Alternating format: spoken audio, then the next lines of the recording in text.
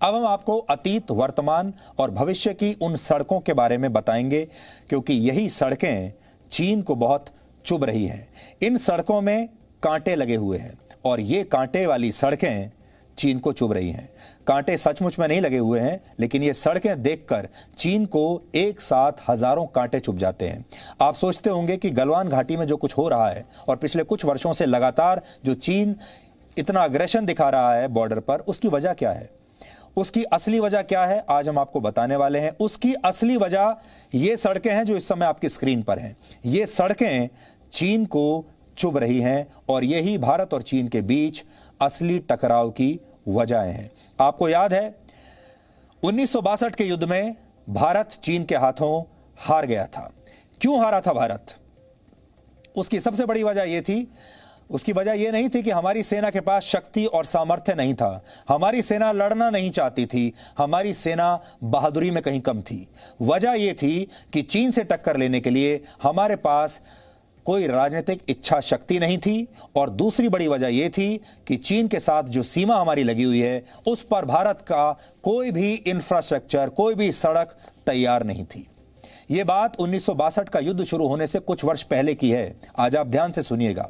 उस समय चीन तिब्बत और शिनजियांग को जोड़ने वाली एक सड़क का निर्माण कर रहा था। सोचिए, उस जमाने में ही चीन ने सड़क बनानी शुरू कर दी थी। यह सड़क अक्साई चिन से होकर गुजरती है, यानी चीन भारत के इलाके में रणनीतिक रूप से एक बहुत अहम सड़क बना रहा था, और वो भी 1960 के आसपास। लेकिन क्या आप जानते हैं कि उस समय हमारा राजनीतिक नेतृत्व क्या कर रहा था? हमने क्या इसका विरोध किया था? जब चीन ने यह सड़क बनाई तो हमने क्या किया था? उस समय देश के पहले प्रधानमंत्री जवाहरलाल नेहरू हिंदी चीनी भाई भाई का नारा दे रहे थे और हिंदी चीनी भाई भाई के नशे में चूर थे। नेहरू हिंदी चीनी भाई भाई के नशे में इस कदर डूबे हुए थे कि उन्हें चीन के इरादों की भनक तक नहीं लगी, जबकि उस समय के कई सैनिक बड़े अधिकारियों ने उन्हें चीन को लेकर कई बार चेतावनियां दी। इसका नतीजा यह हुआ कि चीन ने भारत की गर्दन दबोचने वाली एक बहुत ही अहम सड़क बना ली, और जवाहरलाल नेहरू पंचशील समझौते पर अमल की बातें करते ही रह गए। आधी अधूरी तैयारियों और सड़कों के अभाव में भारत चीन की सेना के सामने कमजोर पड़ गया, और युद्ध में मिली वो हार आज भी 137 करोड़ भारतीयों की आत्मा पर एक बहुत बड़ा बोझ है। आज मैं भी आपसे एक बात पूछना चाहता हूं। आप में से जो सारे लोग 1962 के बाद पैदा हुए हैं, आपको स्कूल में, कॉलेज में, उसके बाद आप जहां पढ़ाई करने गए वहां, जहां काम करने के लिए गए वहां, हर किताब में, हर अखबार में, जीवन में हर रोज, क्या आपको यह नहीं बताया गया कि 1962 में भारत की बहुत बुरी हार हुई थी चीन के हाथों?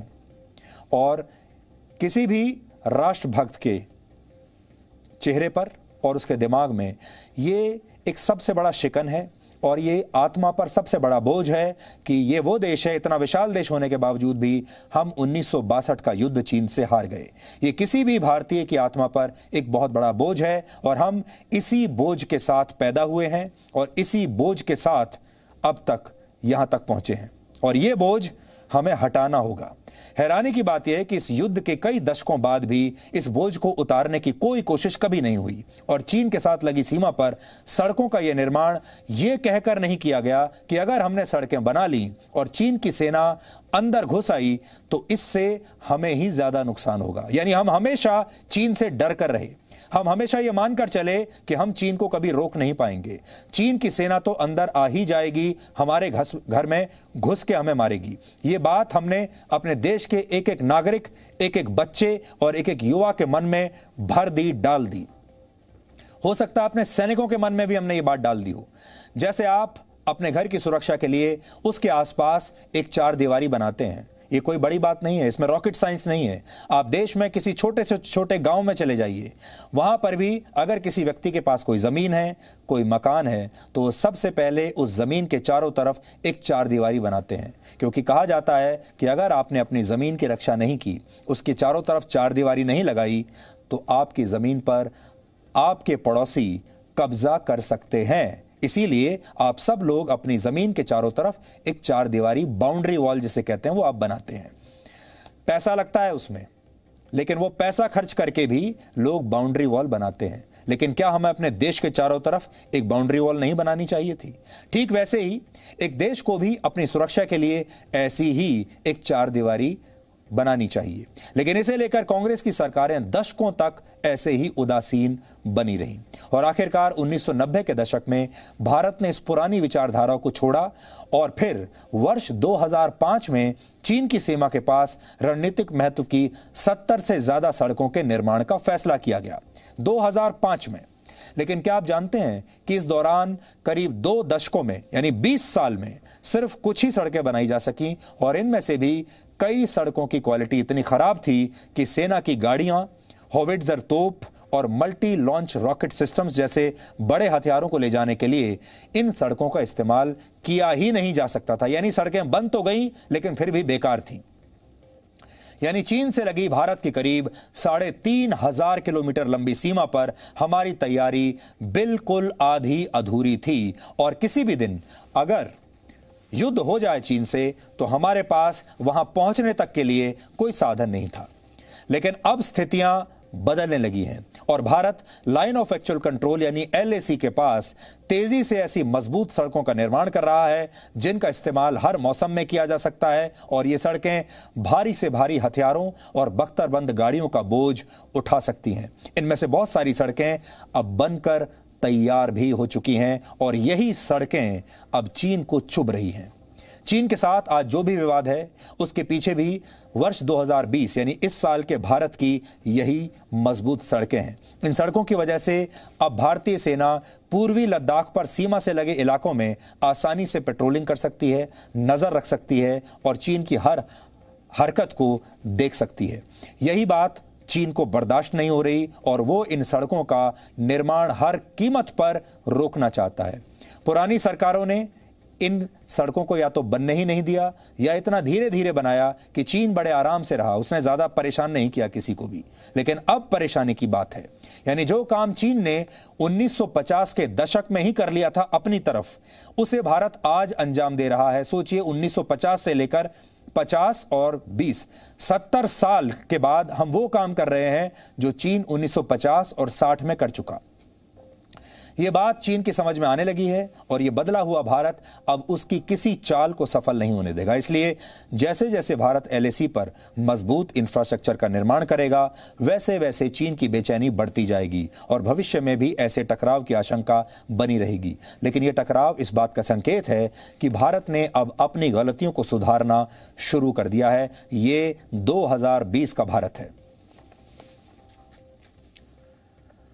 वर्ष 2014 में जब मौजूदा सरकार पहली बार सत्ता में आई, यानी जब मोदी सरकार पहली बार सत्ता में आई, तब प्रधानमंत्री मोदी ने जो शुरुआती फैसले किए थे उनमें से एक महत्वपूर्ण फैसला बॉर्डर रोड्स ऑर्गेनाइजेशन यानी BRO द्वारा बनाई जा रही उन सड़कों को मंजूरी देने का था जिनका निर्माण LAC से 100 किलोमीटर के दायरे में किया जाना था। इस मंजूरी का असर यह हुआ कि सड़कों के निर्माण में बाधा बनने वाली अफसरशाही दूर हो गई और केंद्र सरकार से मंजूरी लेने जैसी लंबी चौड़ी प्रक्रियाओं पर भी ब्रेक लग गया और BRO तेजी से सड़क निर्माण के काम में जुट गया, क्योंकि इस काम में जो सरकारी, जिसको आप रेड टेपिज्म कहते हैं, वो सारा रेड टेपिज्म हटा दिया गया और इन सड़कों के निर्माण को फास्ट ट्रैक पर डाल दिया गया। यानी फटाफट फैसले होने चाहिए, तुरंत सड़क का निर्माण शुरू होना चाहिए और तुरंत सड़क बन भी जानी चाहिए। और अब इन महत्वपूर्ण सड़कों में से करीब 75% का काम लगभग पूरा हो चुका है, 75%। इसके बाद वर्ष 2017 में केंद्र सरकार ने बॉर्डर रोड्स ऑर्गेनाइजेशन को और शक्तिशाली बना दिया, क्योंकि वो समझ गई थी कि इस BRO को और ज्यादा शक्ति देने की जरूरत है और BRO के डायरेक्टर जनरल यानी DG को कई तरह के नए अधिकार सौंप दिए गए। इसके साथ ही भारत चीन सीमा के करीब बनने वाली 66 सड़कों के निर्माण का रास्ता अब साफ हो गया। इन नए नियमों के तहत BRO के डायरेक्टर जनरल को 100 करोड़ रुपया तक खर्च करने का वित्तीय अधिकार दिया गया था, जो पहली बार हो रहा था।